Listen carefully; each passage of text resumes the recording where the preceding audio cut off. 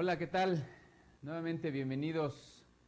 ¿Cómo les va? Me da gusto saludarlos nuevamente por este medio. Esta materia de desarrollo humano. Nos habíamos quedado la sesión pasada, estábamos hablando acerca de la conducta humana y empezamos a revisar cómo se podían manifestar las diferentes conductas en el ser humano. Lo rescatable del tema es que el ser humano es muy impredecible. La conducta del ser humano es muy impredecible. No sabemos exactamente cómo vaya a reaccionar ante diversos estímulos, ante diferentes manifestaciones, ante diferentes situaciones. Entonces, nos habíamos quedado en esta lámina donde habíamos dicho cuáles eran las conductas diferentes entre sí por los sujetos, o por qué los sujetos tienen diferentes conductas. Hacíamos una mención donde pues cada uno nos comportamos de una manera diferente en situaciones diferentes. Necesitamos nosotros establecer claramente cuando estamos en una situación y comportarnos de una forma. Ahí pusimos el primero, dice, se encuentran en situaciones distintas, ¿no? Donde cada familia, la escuela, los amigos, comportamiento es diferente. Los seres humanos nos reconocemos con diferencias individuales, ¿sí? Cada uno somos seres individuales y de ahí viene que tenemos diferencias con los otros. Y bueno, tenemos el gran reto de convivir en armonía ante estas diferencias. Finalmente también dijimos que los seres humanos perseguimos fines diferentes. Cada uno tiene objetivos personales. Yo les diría que las personas que trabajen en una compañía, primero que nada, deben tener sus propios objetivos personales. Y ya después tienen que alinear esos objetivos con los de la empresa. Y antes tienen que alinearlos con los del departamento. Es importante que en la primera base tengamos objetivos personales, después objetivos del área, después los objetivos de la empresa a la que representan. Tiene que ir en cascada los objetivos que tienen ustedes a nivel individual, departamental y empresarial. Todos tenemos objetivos diferentes, insisto, sin embargo tenemos el reto de poder alinear esos objetivos. Ahora estoy dando algunas pláticas sobre planeación estratégica en otras compañías. Y es muy importante que esto se alinee. Les voy a dar el ejemplo cómo lo estamos haciendo en las empresas en donde estoy dando las pláticas. Tenemos aquí la base, que son mis objetivos personales. ¿Ok? Recuerden que un objetivo es un enunciado que me dice qué quiero, para qué lo quiero lograr, cuáles son los recursos que necesito y cuándo. Tiene que haber tiempo. Un objetivo tiene que tener esas características. Aquí le voy a poner.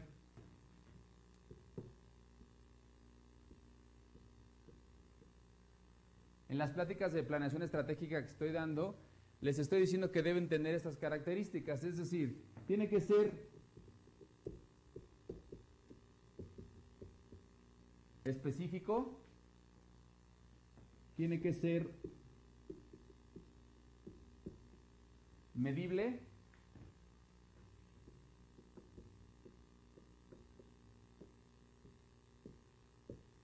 orientado a resultados, alcanzable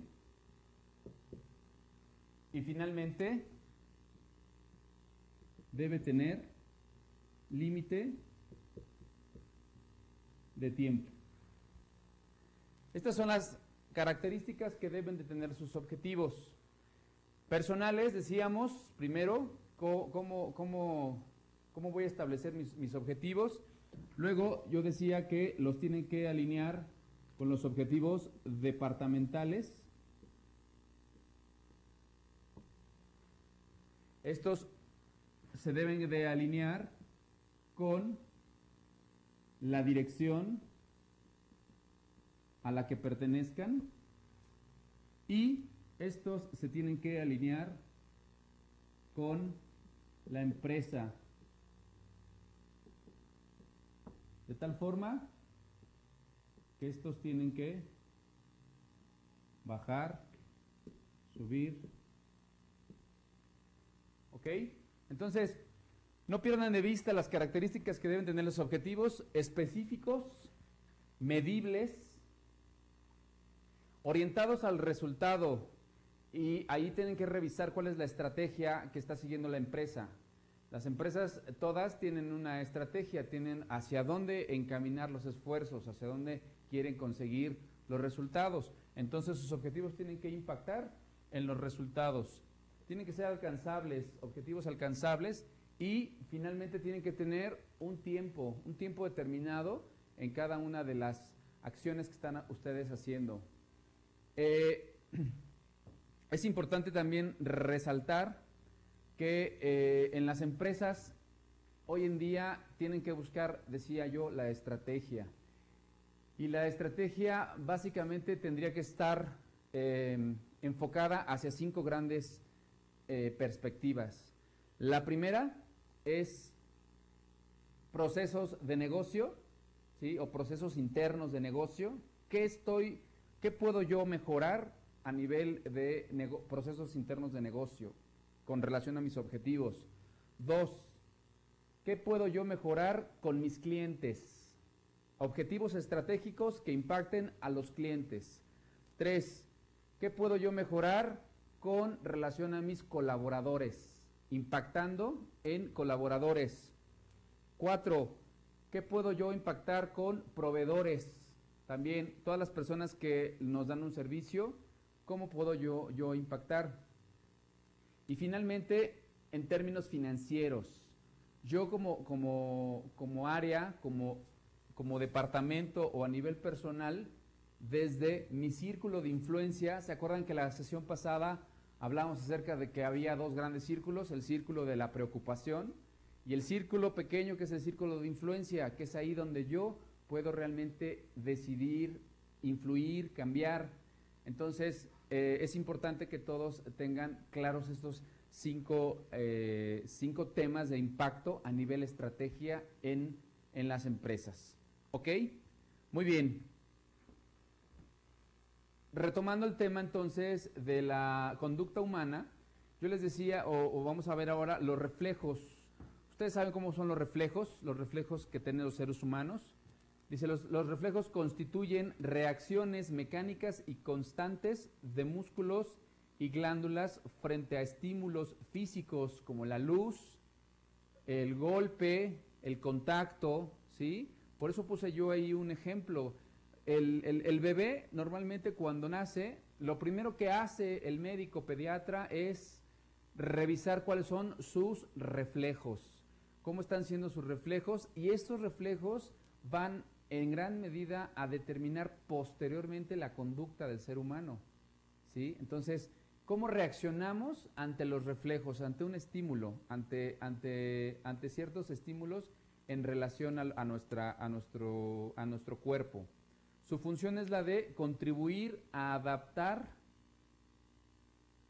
mecánicamente el organismo a su ambiente. Por eso puse ahí la fotografía de un bebé, porque automáticamente lo que hace un bebé es adaptarse.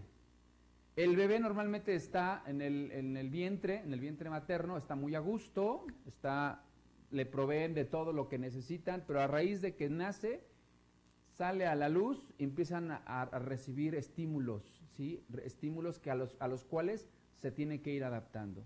Entonces, los reflejos entonces tienen que ver con reacciones ante ciertos estímulos. Después, otra parte que complementa esta parte de la conducta humana son los instintos. ¿Qué son los instintos? Los instintos son impulsos a cumplir ciertos actos con los cuales está ligada la conservación de la vida. Son los impulsos que me ayudan a subsistir. Podemos clasificar en tres grandes grupos los instintos. El primero es los instintos de conservación.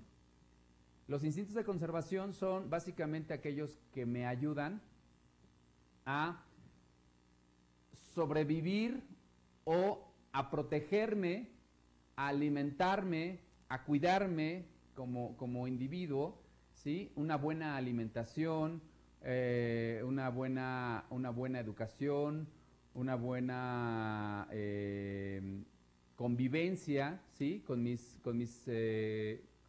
seres queridos o con mis compañeros de trabajo, etcétera. El instinto de conservación ese hace que tú al final logres rescatar o tener claras tus necesidades primarias, tus necesidades vitales de conservación, ¿sí? Alimentación, seguridad, fisiológicas, etcétera. Luego, los instintos de reproducción también, eso es importante. Los seres humanos normalmente lo que hacemos es que en un cierto periodo de nuestro desarrollo personal o de nuestra vida, estamos pensando en procrear, en tener esta parte donde por instinto, ¿no? Ustedes han escuchado mucho a las mamás que dicen, tengo el instinto materno o el instinto paterno, ¿sí? Tiene que ver con eso, con la procreación, con que podamos nosotros dejar descendencia. Y finalmente, el 3 son instintos gregarios. Los instintos gregarios son aquellos que nos hablan de la unión de grupos. Nosotros necesariamente necesitamos pertenecer a un grupo, llámese a un grupo en la escuela, a un grupo en algún club deportivo, a un grupo vecinal, a un grupo familiar. Entonces, eso también es por instinto que tenemos nosotros que desarrollar. Después, existe otro tema que influye o impacta directamente en la conducta humana, que son los hábitos. El hábito es una reacción adquirida, no innata. O sea, cada vez que yo hago ciertas repeticiones de una conducta, se me convierten en hábitos. Hay quienes dicen que después de 21 veces de repetir una conducta, una actividad, es entonces a partir de eso que se nos convierte en un hábito. El hábito tiene de común con los reflejos y los instintos que él también tiende a mecanizar la conducta. Entonces, reflejos, instintos y hábitos son los que me mecanizan mi conducta. Ustedes revisen qué hábitos tienen. Yo, por ejemplo, puse ahí tres fotografías, ¿no? Donde pues se puede hablar del hábito de la lectura. Hay quienes tenemos ese hábito donde necesariamente por lo menos, no sé, 20 o 30 minutos al día tenemos que revisar un libro para estar actualizados con el tema. Hay quienes tienen el hábito de hacer ejercicio, ¿sí? Que también es bastante bueno. Los niños de repente les inculcamos mucho el hábito de la higiene, de lavarse las manos, de cepillarse los dientes, de hacer algunas cuestiones domésticas, ¿sí? Todo lo que hace que mi conducta sea repetitiva, y eso obviamente en pro de tener una mejor armonía con mi sociedad, con mi comunidad. ¿Ok? Muy bien. Ahora, dentro de la conducta humana existen dos factores básicos.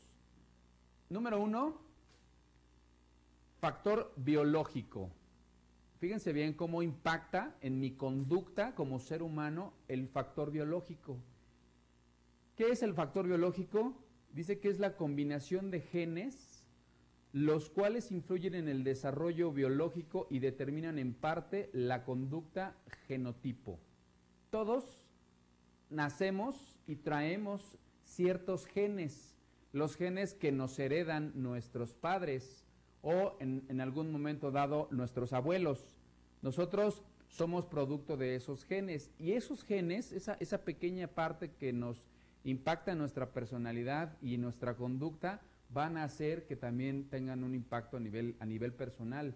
Por eso es que hay diferentes tipos o diferentes características de personalidades entre personas que son con rasgos diferentes a los nuestros, que son de tez más blanca, de tez un poco más oscurita, etcétera, ¿no? Ahí hay diferencias en los genes, eso está a nivel interno.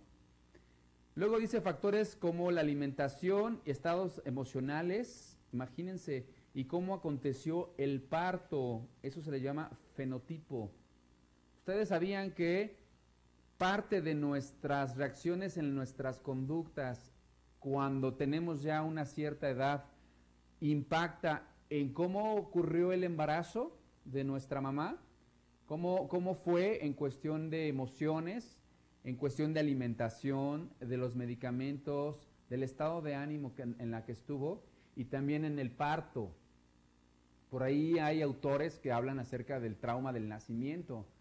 Les decía yo hace ratito que de repente uno está muy cómodo, muy a gusto en el vientre materno, lo alimentan, lo cuidan, lo protege, la mamá no está expuesto a nada y de repente nace, ¿sí? Y en ese nacer, pues hay quienes de repente sufren más que otros.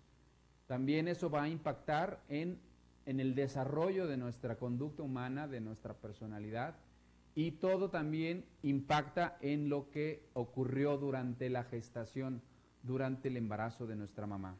Entonces, genotipo, traemos genes de diferentes tipos y fenotipo, que es todo lo que implica la alimentación o los factores que impactan en la mamá.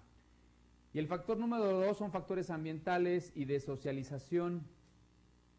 El medio ambiente es todo lo que nos rodea y todos los elementos ambientales necesarios para el desarrollo físico e intelectual normal.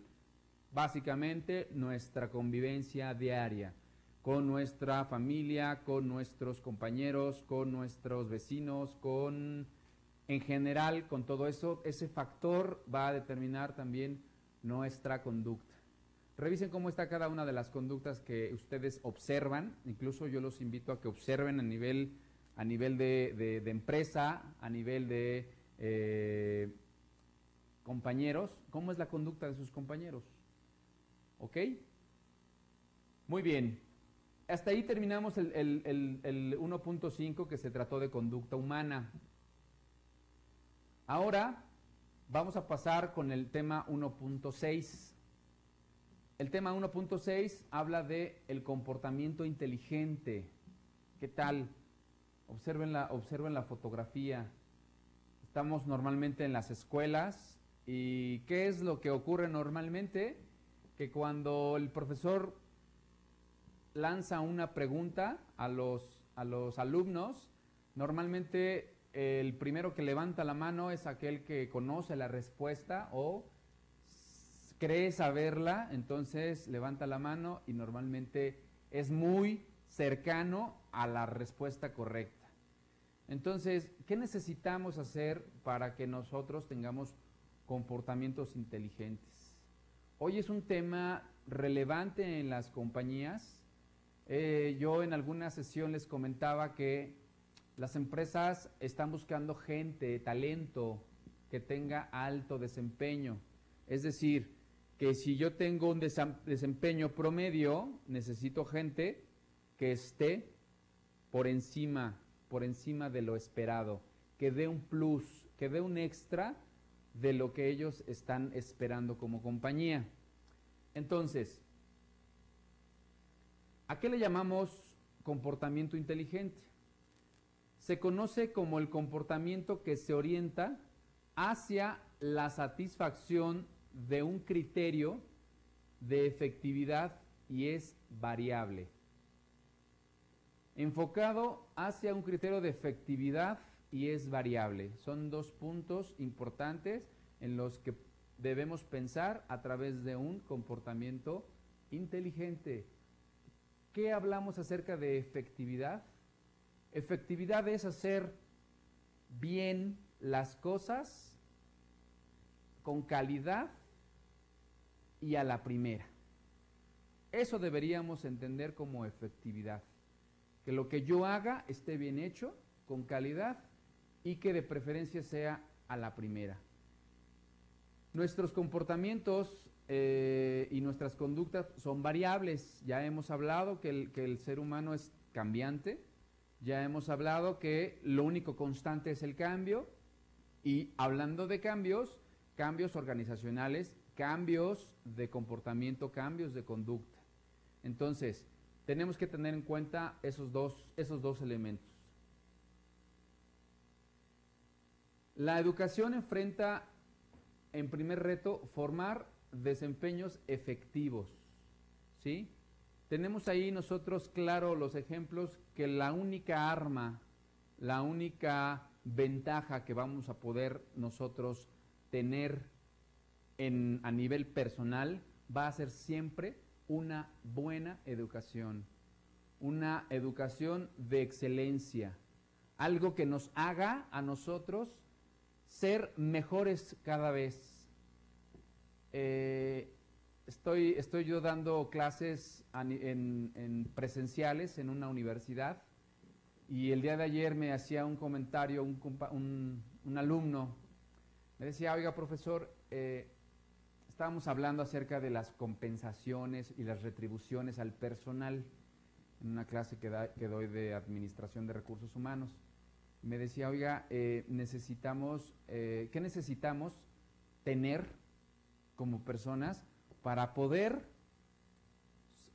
aspirar a un mejor ingreso, a una mejor posición dentro de la compañía? Porque él me decía, hay muchos empleados, compañeros míos, que llevan 20 años o 25 años trabajando para la empresa. Y he visto que de repente llegan nuevos compañeros a trabajar con poca experiencia y con más preparación y llegan incluso ganando más que el que lleva 25 años. Dice, ¿qué tengo que hacer? Le dije, efectivamente, tú me estás dando la respuesta. Lo que tienes que hacer es tener una mejor preparación todos los días. Todos los días. Yo los invito a que siempre estén buscando nuevos cursos, nuevas alternativas de desarrollo, nuevas tecnologías, nuevas experiencias de aprendizaje, etcétera. Eso les va a hablar de un comportamiento inteligente y ¿saben qué? Eso se va a notar. Recuerden que lo relevante en un comportamiento es que es observable.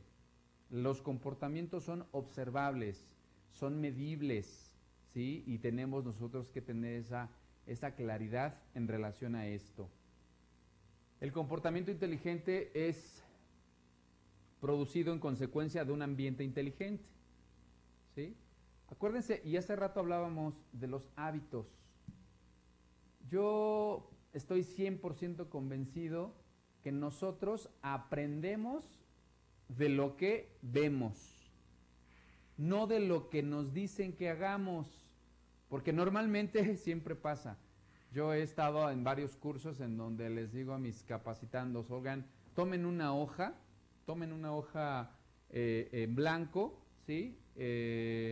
Y les pido que por favor hagan lo que yo les digo, ¿ok? Suponiendo que esta es la hoja en blanco. Y de repente les digo, por favor, doblen la hoja, ¿sí? En forma vertical. Y todos hacen lo que yo hice. Unos empiezan con dudas, decir, ¿vertical es así o es así? Entonces de repente entran en ese conflicto porque yo estoy doblándola así, hacia acá, en forma horizontal, y ellos, como no me están escuchando, como no estamos acostumbrados a que nosotros hagamos lo que nos dicen, sino hacemos lo que vemos, todos caen en el mismo error y les digo, ¿qué pasó? ¿Por qué doblaron la hoja en forma horizontal si yo les pedí que la doblaran en forma vertical y todos la hicieron en forma horizontal? Entonces, yo les decía, los comportamientos inteligentes vienen de un ambiente inteligente. ¿Qué pasa si yo veo que mis padres o nosotros en un momento dado que llegáramos a ser padres o seamos el ejemplo de alguien, hacemos algo? No necesito decírselo, no necesito decirle a mi hijo, no necesito decirle a mi sobrino, no necesito decirle a mi colaborador.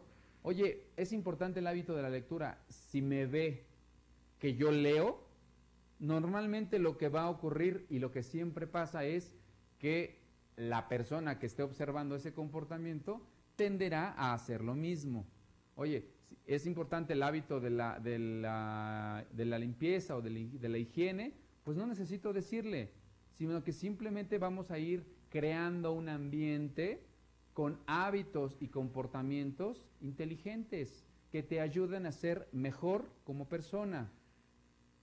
Entonces dice que la escuela constituye un ambiente especializado para educar de manera programada y educar consistente, básicamente en promover a través del aprendizaje dirigido y estructurado el desarrollo del comportamiento inteligente por un autor que se llama Reeves en el 2002, ¿sí? En el 2002 empieza esta nueva tendencia, esta nueva era del comportamiento inteligente y gran parte de lo que es responsable es la educación, las escuelas, ¿sí?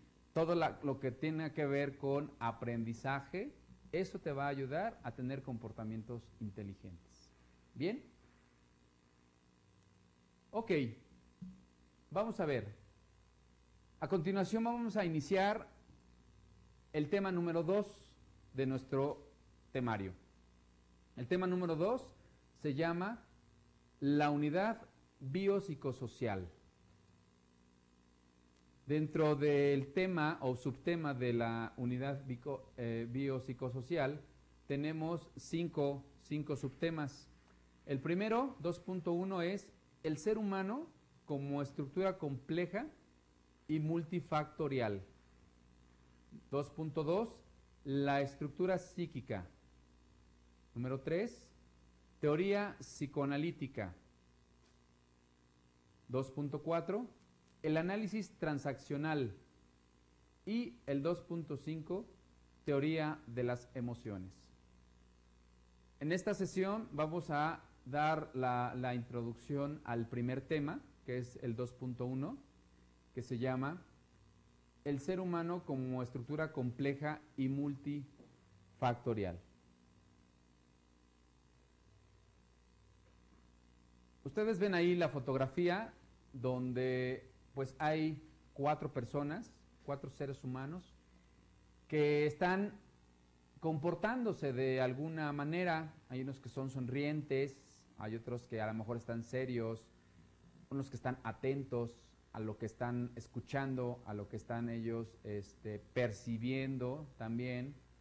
Y bueno, pues yo decía que el ser humano tiene infinidad de comportamientos, de reacciones. Piensen ustedes cómo reaccionan ante diferentes estímulos, ya lo hemos hablado. Yo decía que pues habrá veces en los que estemos muy joviales, muy eufóricos, habrá veces en los que a lo mejor nos tendamos a deprimirnos un poco, a estar como más lineales, sin muchas subidas ni bajadas, pero finalmente el ser humano no sabemos cómo va a reaccionar. Yo en las pláticas que doy, de repente a las personas que son líderes de equipos, me decían, oye, Fernando, lo que pasa es que nosotros tenemos varias dificultades con las personas que no están siendo lo suficientemente comprometidas, ¿sí?, con nuestro trabajo. Entonces, yo les decía, bueno, ¿y por qué no están comprometidas con su trabajo? ¿Ya investigaron? ¿Ya revisaron dónde está? Entonces, yo no sé si ustedes hayan tenido oportunidad de revisar un poco esa parte, pero yo lo que les puedo decir es que a raíz de que las personas tienen diferencias, una de las responsabilidades de un líder sería, si la persona no sabe, si la persona no puede, ¿y qué pasa si la persona no quiere? Responsabilidades del líder, de un buen líder, con relación a la conducta humana. Si no sabe, yo líder, mi obligación es, ¿qué?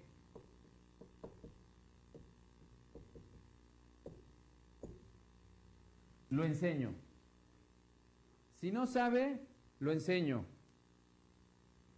Si no puede, le ayudo, lo apoyo a que logre los resultados. Si no quiere, y muchos van a decirme ahorita, pues que se vaya, lo corro. No, tranquilos, no. Hay que investigar. Si no quiere, investigo. ¿Por qué? ¿Por qué no quiere? Investigo por qué no quiere.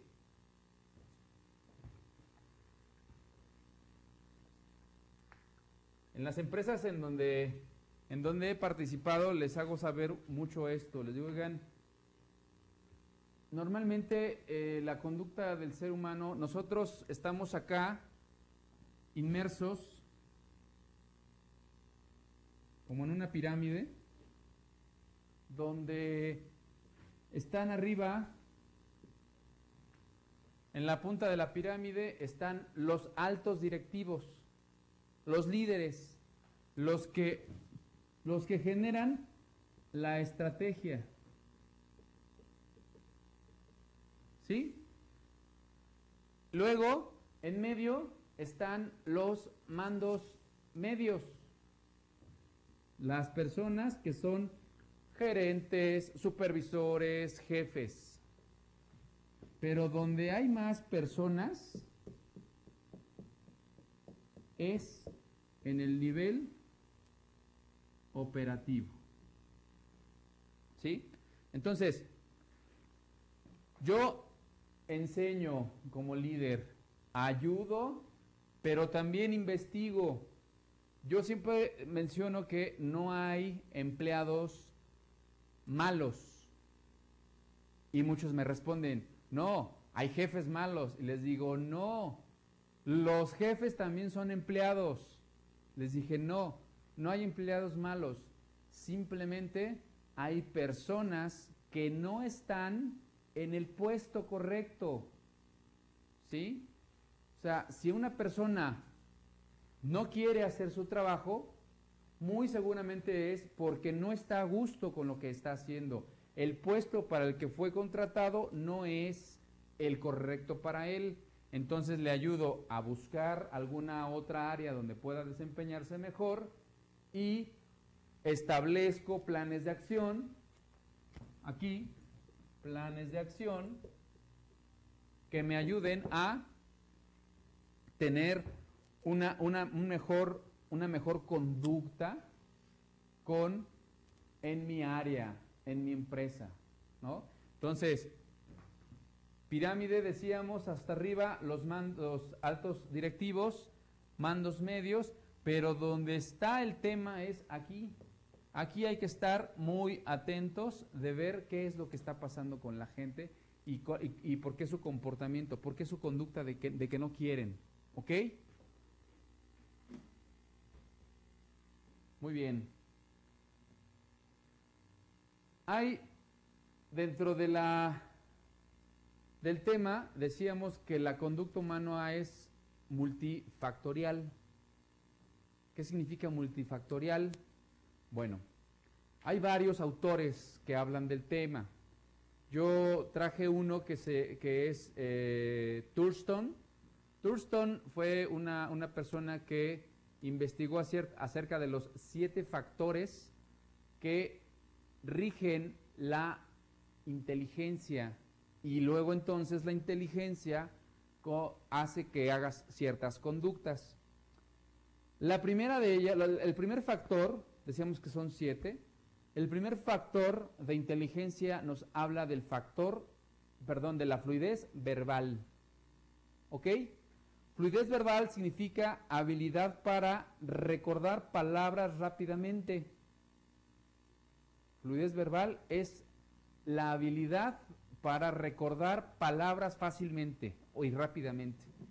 Yo cuando estoy así con pláticas con amigos o amigas, ¿sí? de café y tal, de repente estamos platicando cualquier tema y de repente si sale algo que no venía al caso y su agilidad lo manifiestan diciendo, oye, por ejemplo, hablando de tal, ¿no? Te sacan a cuenta alguna situación que te hace decir, oye, qué bárbaro, qué agilidad mental tuviste para responder ante eso. Y hay quienes dicen, sí, claro, yo tengo respuestas para casi todo, ¿no? Entonces, es la capacidad, la habilidad para recordar palabras. Segundo factor, la comprensión verbal. La comprensión verbal es la habilidad para definir palabras. ¿Cómo defines palabras? O cómo de un concepto estableces una definición que englobe, ¿sí? Toda la idea, ¿no? Es esa habilidad que se tiene para poder englobar varias cosas en una sola palabra. Eso es la comprensión verbal.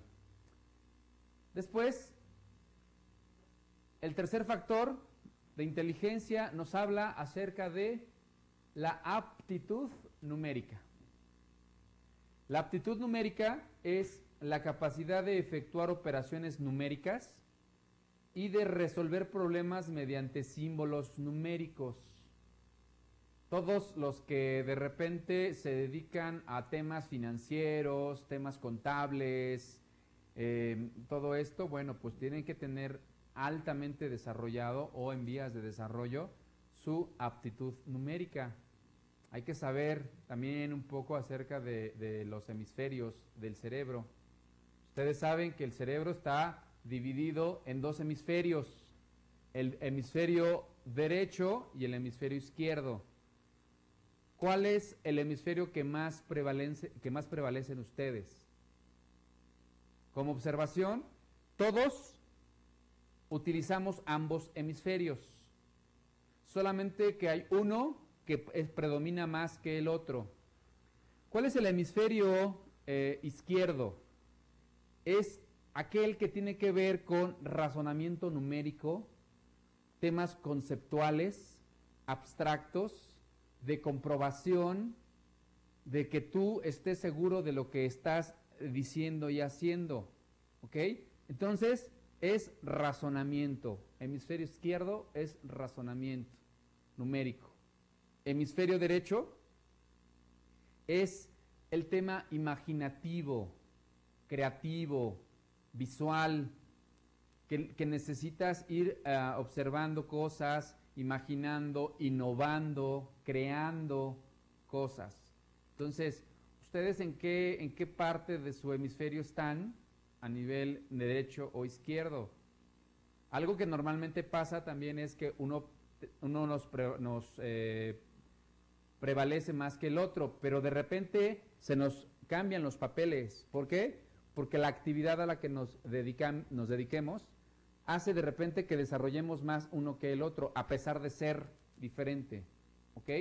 Entonces, de acuerdo a mi actividad, es como posiblemente puedo cambiar el lado en que trabaja mi hemisferio cerebral. Bien. Después, otro factor es el factor espacial. El factor espacial es la capacidad de captar objetos en el espacio con sus dimensiones diferentes. ¿Cómo captamos los objetos? ¿Cómo logramos esa percepción, esa dimensión, ese dimensionamiento de las cosas? ¿Ok? Eso nos habla de tener esa capacidad de dimensionar los espacios, las capacidades que hay en cada uno de los espacios. Después viene el factor de la memoria. ¿Cómo es su memoria? Hay quienes tienen memoria a corto, a mediano y a largo plazo, ¿cierto? La memoria es la capacidad de fijar y retener información, ¿sí?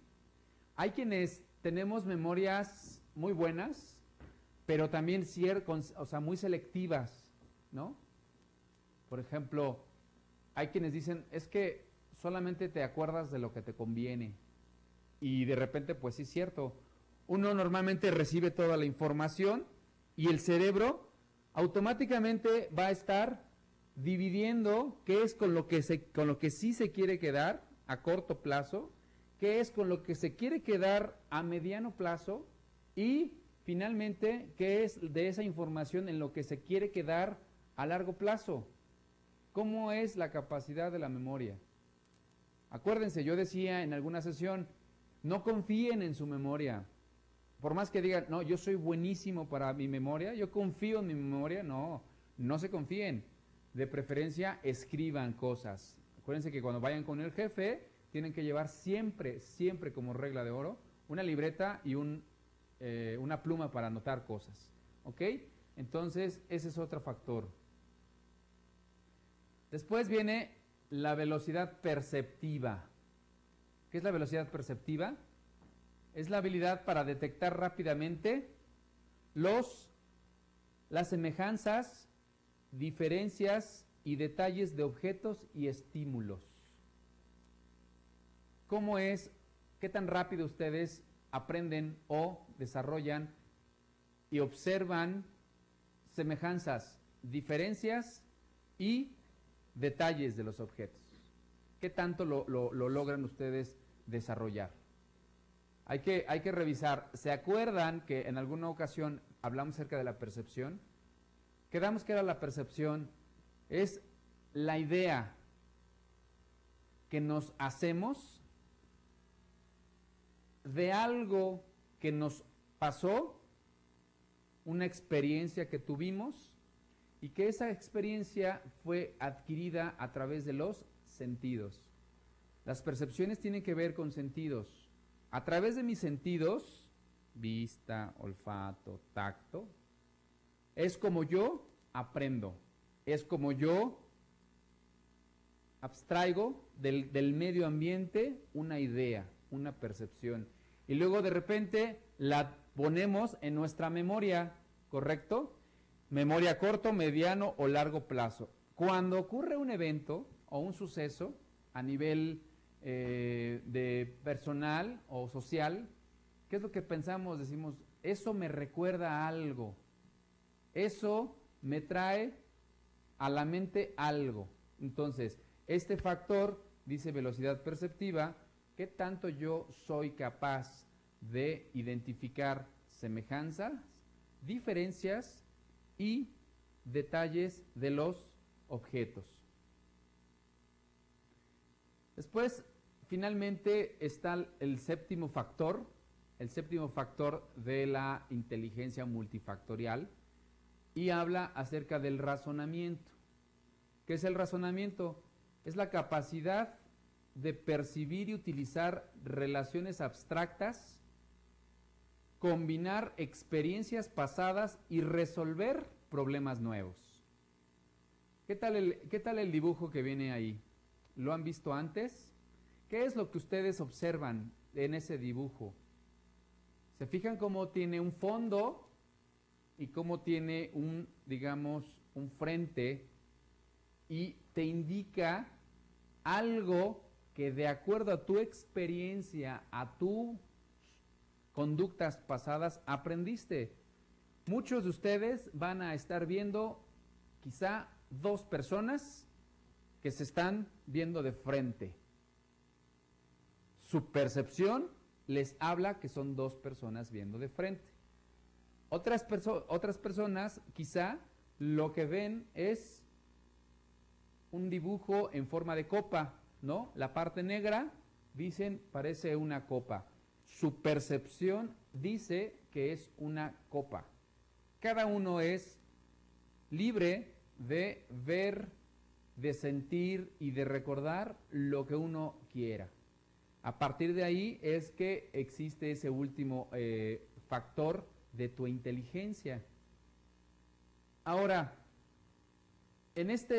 con esta lámina voy a cerrar el capítulo de hoy y vamos a ver que hay dos autores, sobre todo Terman. Hay una prueba de inteligencia que se llama Terman-Merrill, que te mide 10 factores de tu inteligencia, ¿sí? Y el otro es Wechsler, y dice que su clasificación que él da acerca de la inteligencia es: todas las personas cuyo resultado, después de haber contestado una prueba, un test de inteligencia, saquen un puntaje de 140, son Einstein. Bueno, casi genios. Es muy difícil. Las pruebas de inteligencia es muy difícil que alguien logre conseguir puntajes tan altos. 140, casi genio o genio, ¿no? Muchas veces te puede hablar de que se pudo manipular la prueba, etcétera. Pero bueno, ese es un poco el parámetro. De 120 a 140, inteligencia muy superior. De 110 a 120, inteligencia superior. De 90 puntos a 110, estamos hablando de inteligencia normal o media, promedio. Ya de una inteligencia de 80 a 90 puntos, le llaman el torpeza. De 70 a 80 puntos, fronterizo, o sea, ya estás en el límite de hasta abajo. Y inferior a 70, retardo mental. Ojo, yo nada más lo que quiero aquí redondear con este último punto es: todas las pruebas pueden únicamente, o mejor dicho, deben ser únicamente un punto de referencia. No podemos guiarnos 100% o ciegamente con lo que la prueba nos dice. Esto es un parámetro. Normalmente la gente sale entre los 90 y 120, es el rango promedio en el que te determinan tu inteligencia, pero insisto, no solamente eso nos va a dar cuán inteligentes somos.